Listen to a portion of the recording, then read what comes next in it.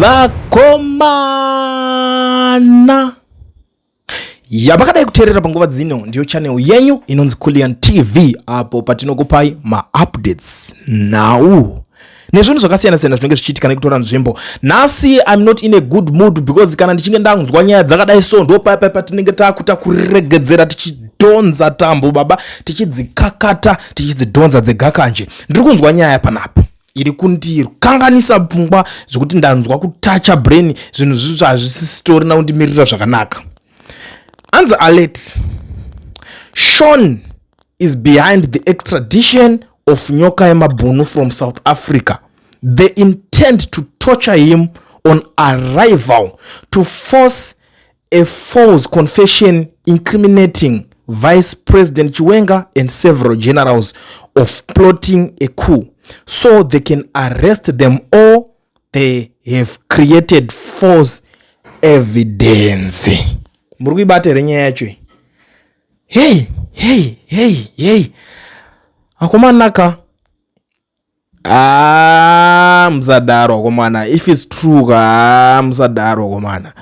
Ayo. Nyoka Emabunu is just an ordinary Zimbabwean, like munhu wese anenge achitoshwiro zvaitongoshwiro.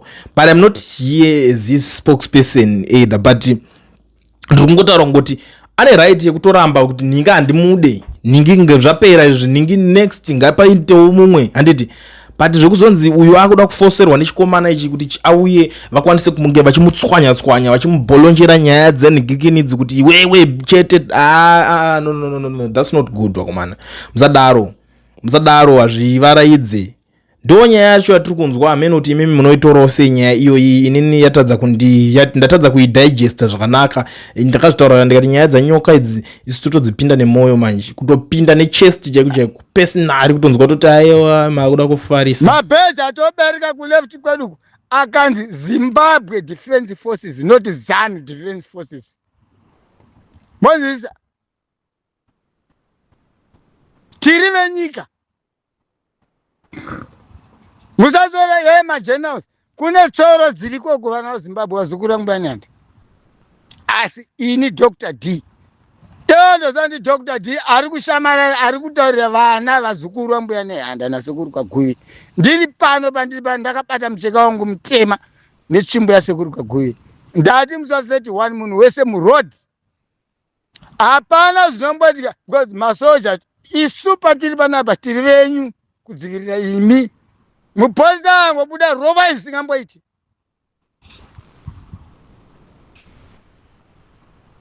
Kozi muponza chishiri chechi chinongoenda kwenda mhepo achizivi kuti chakapfeka bhutsu yakafunyuka. Pasa ndekumirira vanhu muroad dzese dzenziwa munoona ari madhiramu maposani stop yei futi munyika mangu chauri kuda chii kunditi stop.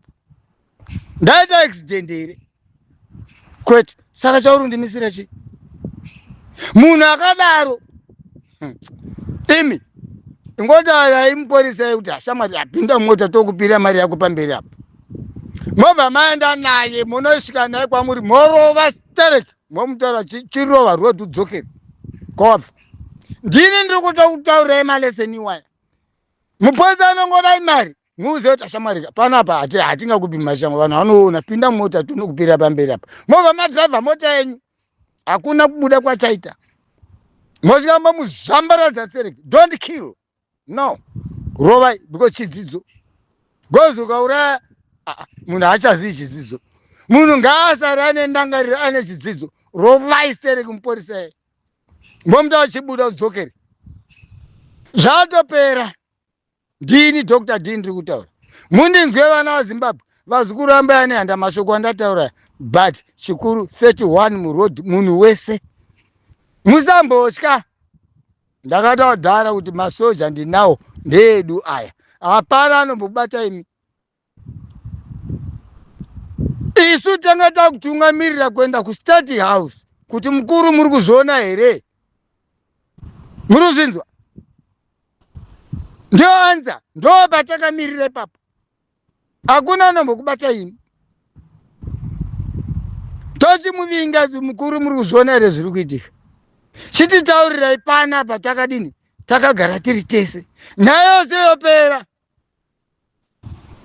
Ndopachabuda chinonzi signature inodarika signature yakaita paCable 3 kuti inini am resigning. Ikupwe aziku vana veZimbabwe azikuona handa vati havachadi. Isi tobvunza mukuru kuti uri kuzviona here? Saka wafunga kuti kudini? Kana woti hausi kuda, isi takukutakura kukoti yemasoja, kwete kukoti idzi dziri kuitiwa idzi zana koti shishize. No, that is nonsense. Teta mutakura kumwendesa kukoti yemasoja kwachazotongwa neropa rese rakadauka. Zvese zvichabuda zukuru mbambuya nehanda. Don't worry. Ndini Dr. D, komanda webako, komanda wemweya. 31 haisiri kure. Don't worry. Zvese zvavarikuita zvokubata-bata vana nhingi hechichi kwai ma MP, they are wasting their time.